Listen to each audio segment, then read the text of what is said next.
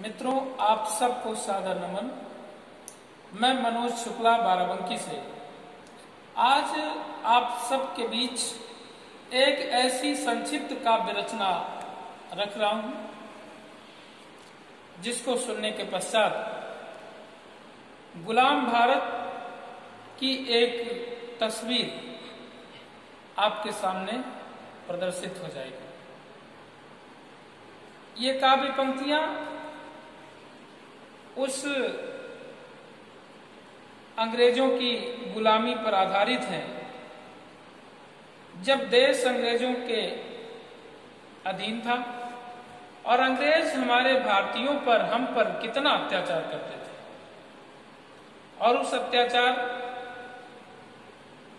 के दुष्परिणाम स्वरूप ही आगे चलकर अंग्रेजों की दुष्प्रवृत्ति के कारण, रणनीति के कारण भारत दो टुकड़ों में बट गया था।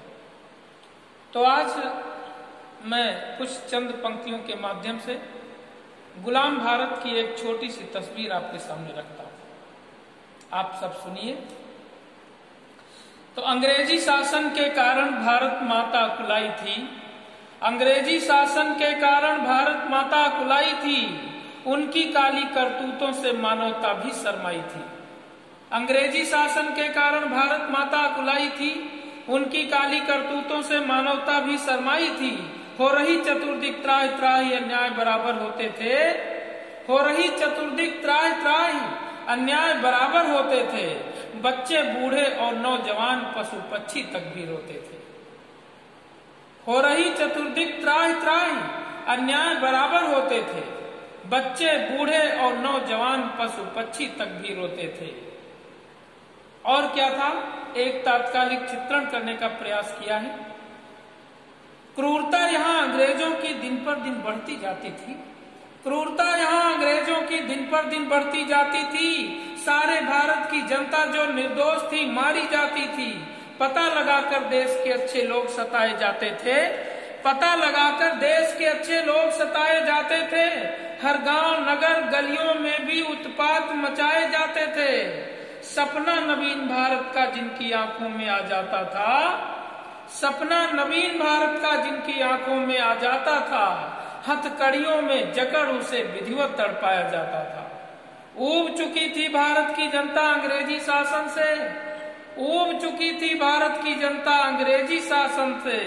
धैर्य भी धैर्य खो चुका था गोरों के दुष्ट प्रशासन से। तो जब ज्यादा अधिक अत्याचार बढ़ने लगता है तो मैंने लिखा है कि इस वसुंधरा पर जब जब अत्याचार अधिक बढ़ जाता है, इस वसुंधरा पर जब जब अत्याचार अधिक बढ़ जाता है, एक भाई दूसरे भाई का जब बड़ा शत्रु बन जाता है, पूजा अर्चन बाधित होता, शंखों की ध्वनि भी रुकती है। पूजा अर्चन बाधित होता, शंखों की ध्वनि भी रुकती है।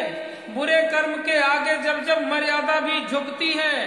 गंगा गीता गायत्री का जब जब अपमान किया जाता, गंगा गीता गायत्री का जब जब अपमान किया जाता, अपने कुपुत्र के कारण जब जब परेशान होती माता, तब तब इस वसुधा पर फिर ईश्वर को आना पड़ता है, तब तब इस वसुधा पर फिर ईश्वर को आना पड़ता है।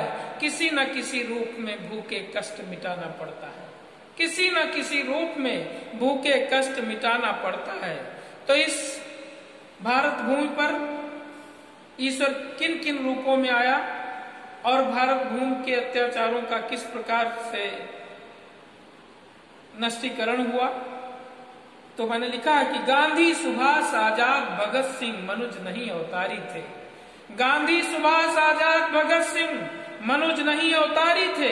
देश की रक्षा करने आए मानो स्वयं मुरारी थे। उनके एक ही आह्वान पर पूरा भारत था जाग उठा, उनके एक ही आह्वान पर पूरा भारत था जाग उठा। हर वृद्ध युवा बालक मानो अपनी निद्रा को त्याग उठा। पूरब से लेकर पश्चिम तक, पूरब से लेकर पश्चिम तक, उत्तर से लेकर दक्षिण तक, पूरब से लेकर पश्चिम तक, उत्तर से लेकर दक्षिण तक हो गई दिशाएं लाल लाल। धरती से लेकर अंबर तक अंग्रेजी शासन के विरुद्ध मानो ऐसी थी आग लगी, अंग्रेजी शासन के विरुद्ध मानो ऐसी थी आग लगी, थर थर थर लंदन कांप उठा, भारत छोड़ो आवाज लगी, थर थर थर लंदन कांप उठा, भारत छोड़ो आवाज लगी। छक्के छुड़वाए अंग्रेजों के हिंदुस्तानी नारों ने। भारत में तात्कालिक परिस्थितियों में बहुत से ऐसे नारों ने जन्म लिया जिन नारों से अंग्रेजों के दम टूटने लगे थे, दम घुटने लगे थे। कभी असहयोग आंदोलन, तो कभी सत्याग्रह आंदोलन, तो कभी भारत छोड़ो आंदोलन। इस तरह से एक पर एक आंदोलनों ने अंग्रेजों के छक्के छुड़ाने का काम किया। तो मैंने लिखा है कि छक्के छुड़वाए अंग्रेजों के हिंदुस्तानी नारों ने, हर जगह उन्हें मजबूर किया भारत के राज दुलारों ने। और जब चला क्रांतिकारी रैला, अंग्रेजों का दम टूट गया। जब चला क्रांतिकारी रैला, अंग्रेजों का दम टूट गया। किसी का हाथ, किसी का सिर, तो किसी का माथा फूट गया। किसी का हाथ, किसी का सिर, तो किसी का माथा फूट गया। हर तरफ मची अफरा तफरी, अंग्रेजी शासन फेल हुआ। हर तरफ मची अफरा तफरी, अंग्रेजी शासन फेल हुआ। अंग्रेज हो गए परेशान, उनके संग ऐसा खेल हुआ। लंदन वाले अब जान गए भारत में रहना मुश्किल है। लंदन वाले अब जान गए भारत में रहना मुश्किल है। भारत के क्रांतिकारियों के आगे बच पाना मुश्किल है। फिर क्या किया अंग्रेजों ने? अंग्रेजों ने सोच लिया भारत को हम बर्बाद करेंगे। अंग्रेजों ने सोच लिया भारत को हम बर्बाद करेंगे। देश के 2 टुकड़े करने के बाद इसे आजाद करेंगे। अंग्रेजों ने सोच लिया भारत को हम बर्बाद करेंगे, देश के 2 टुकड़े करने के बाद इसे आजाद करेंगे। और फिर गोरों ने चाल चली ऐसी कि घायल हिंदुस्तान हुआ।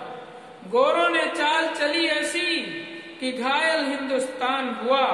हिंदुस्तान विभाजित होकर भारत पाकिस्तान हुआ। हिंदुस्तान विभाजित होकर भारत पाकिस्तान